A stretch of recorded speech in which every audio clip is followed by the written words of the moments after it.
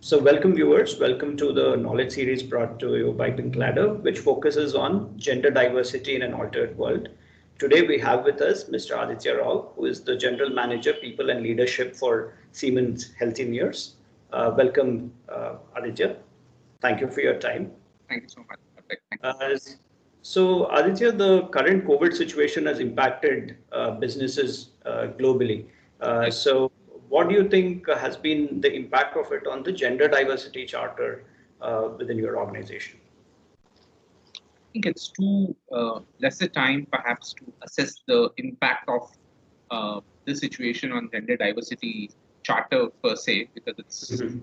largely a long-term charter would ideally have the diversity ratio in the organization and at different levels of the organization, different functions of the organization. I think it's too uh, short a time. I don't think many organizations would even have time to look at the impact of this event in on the diversity. Um, but I'm sure it's going to have a long-term impact, both positive and negative, delve into in the due course of our conversation. Okay, okay. So, what do you see could be some challenges that you foresee in the long term with respect to gender diversity? Mm, One of the challenges I would say that you foresee is in India, especially when you have both husband and wife working, right? I mean, let's talk. Probably let's begin with gender diversity. In gender diversity, diversity has different facets, right? So let's take up gender Yes. diversity to begin with. So, in gender diversity specifically, both if you have two working parents, uh, the child which has to be taken care of, um, there's a lot of support system that works for both the parents to work. It could be husband and wife staying with the parents, or it could be that with the parents there's a maid who takes care of the child, and so on and so forth. Uh, this, at least in the last 2-3 months, that's definitely got disrupted. And, Hmm. it could be people living in apartments where the societies have stopped from maids to come in. Mm. or, or, Yes. or the support staff to come in. It could be that uh, there is a need for uh, people of certain age bracket not to stay with the youngsters, which is a Mm. mandate certain governments globally have given to the thing. So these are few things that will impact that support system. Mm. That's there, and so I don't know how it will impact the diversity ratio over a period of time is something that you really need to look at.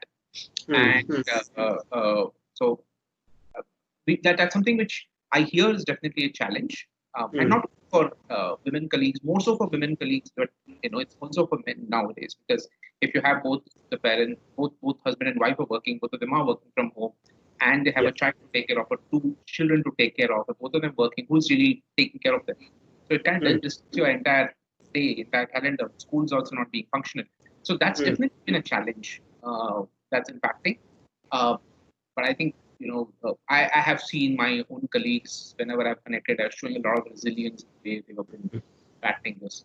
So and I think I've seen a lot of male colleagues also being supportive in the whole endeavor of both husband and wife working. So and yeah, that's positive to see. But challenging side of it is when the support system suddenly becomes absent. How do you sustain Mm. Mm. both uh, both husband and wife working without letting it impact the aspiration, productivity, so on and so forth? True, true. So if we were to look at from an opportunity standpoint, what opportunity does this new normal create from a gender diversity perspective? I see a lot of opportunities getting created.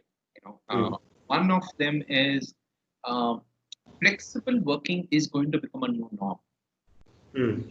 So working from home is going to become a part of your talent strategy or a organization strategy per se. Mm. Organizations will start looking at how do I save on my real estate cost. I have had a lot of companies, at least the small time companies, already have seen some of the smaller organizations in India with 50 or less employees leaving their current real estate setup and moving to a smaller setup and mandating that 50% of the workforce will continuously work from home. And you will Mm. see, TCS I think has announced that by 2025 you would Yes. have uh, uh, only 25% of the workforce in office. Similarly, I think many organizations, including ours, are looking at these aspects in a holistic way. We may not jump into making statements that we will do this, but yeah, we are holistically looking at it and how does it all impact. Uh, with that in mind, I think it will create opportunities that the flexible working will enable more and more women to continue in their work. A lot of times you see a drop in women employees. One of the reasons why you don't see a lot of women representation in the leadership is because that you have a lot of people who drop out of fast track career after Yeah, after maternity break, right? true. I see that getting addressed. I see that this present itself as a part of solution to that. That if immediately after your some organizations already do give that, but I think this is going to present an opportunity. They're going to say that after a couple of years, after the maternity break, probably both parents, both father and mother, can probably continue to work from home for some time to take care of the child.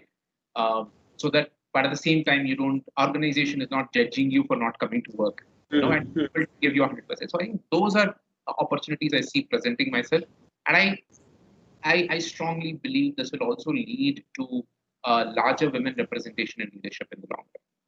Okay, that's really promising to hear. So if we were to look at this entire gender diversity charter under a new lens, what are one or two things which probably organizations can do differently moving forward? One is offer flexibility to women employees if possible, especially after maternity break will probably continue. Depends on the project again. You cannot make a general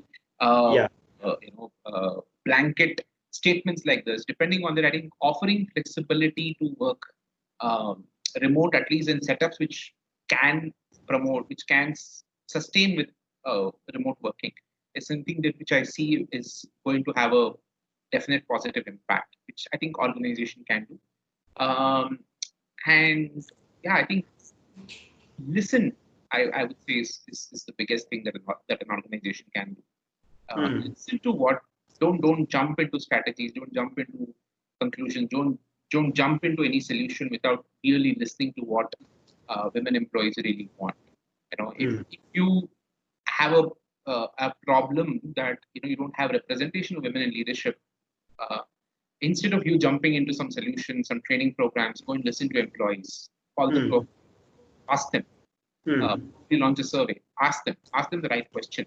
Do focus on this. Ask them. Ask what is that stopping them from doing. Probably they'll come up and give you a whole lot of reasons which could be structured rather than competence development. So I would say listen a lot more, and virtual platform enables that. If calling a face-to-face meeting is different, but you can on a platform like this, Teams, you can set up probably 100 people, 150 people can be connected at once, and you can connect polls, you can connect chat, people can share their views. So I would say listen. So two things. One is offer flexibility if that's what employees ask for. Second is listen a lot. Okay. So from a talent development standpoint, so you mentioned a few points. As the fundamental thing is where you need to ask them to, figure out what's the pulse, what do they actually want. So how do you see talent development panning out with virtual environments and remote working? So how do you think that will pan out, and what do you think could be roles of any support partners who are there in the talent development space, as well as leveraging technology as a player to foster better talent development? What are your thoughts on it? See, one is I would say currently the talent. If I am operating in say Mumbai or Delhi or Bangalore, I attract talent only from those regions. So from remote working, I see that shackle being broken. Right? I'm operating from say Kanpur, and I'm working in an organization that largely is based out of Bangalore. Right? So that's also possible. I'm not saying the organization will get there immediately, but say 5 years from now, 6 years from now, that's possible. Right? There's a lot more that needs to happen. Broadband network across the country is not really the way it should be. I think those challenges still remains.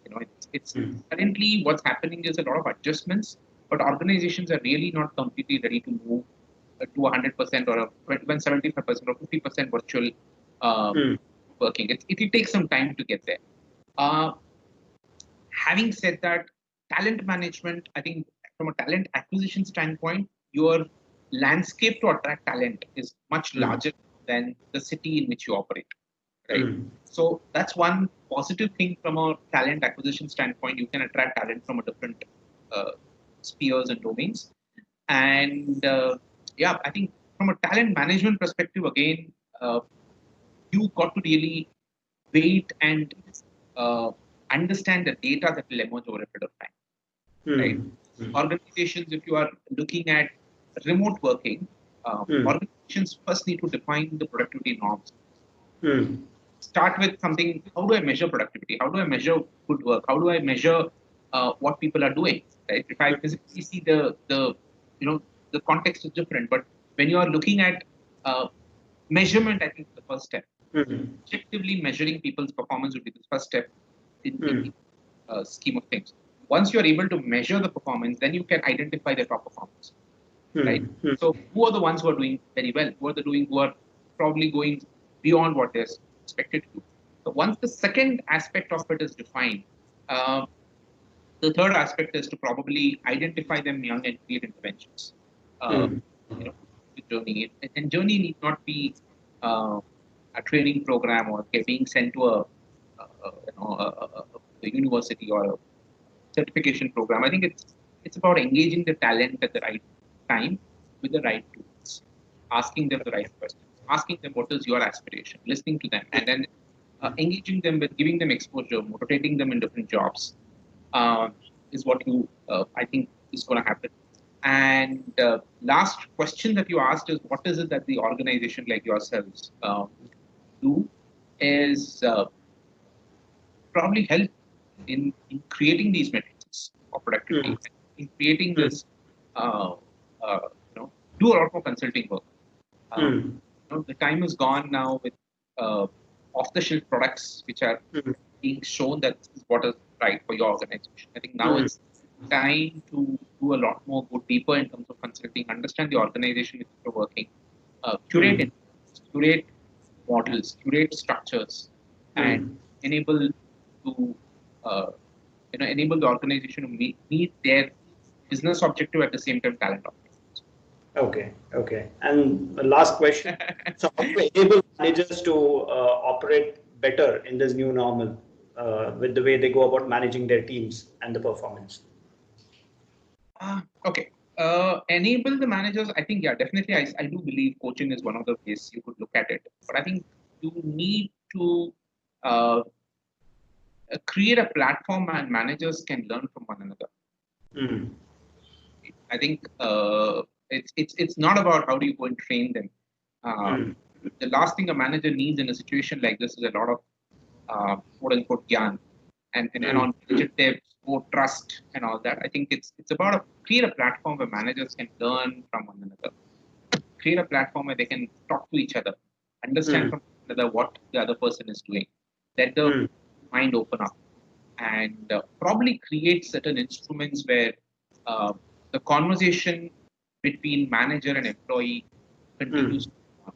The continuous dialogue, continuous conversation between manager and team is important, and a culture where feedback is celebrated, where employees can walk up to the managers and say, you know what, I don't think we should do stand up every day. Instead of doing it, can we do it every alternate day? If an employee has that kind of freedom with the manager, I think we are really arrived. So to get there, I think your managers can be coached. Manager can be created a platform where they can learn. Of course, learning on digital world is that much easier now. You can go and programs on, I think the best e-learning platform the world has seen today is YouTube, right? None of the organizations curate programs on YouTube, but people do learn. I mean, how do you, most of the dishes, the way you make people, how do you learn how to some of the cuisines? You just go and log into YouTube and say, how do you do it? It's e-learning, right? So organizations spend millions of dollars in curating programs. But I mean, if you look at the largest e-learning modules, e-learning platforms, right? Hmm. So similarly, if you create a need, manager today finds a way to go and learn. Employees find a way to go and learn. Okay. Okay. Creating the need is what the organization needs to do, rather than just presenting them with solution. Hey, you know what? We've thought this is the best program for you. Ah, ah. Create a need. Manager will figure out a way to learn. Okay. So thanks a lot, Aditya. I had some really interesting insights. It was good to hear that there are a lot of opportunities the current situation is going to present from a gender diversity charter. Two is importance of asking the employees on what they would actually want in the current situation and in the new normal, and creating platforms and coaching managers so that the conversation continues and feedback is celebrated. So thank you once again for your time, and look forward to collaborating with you again.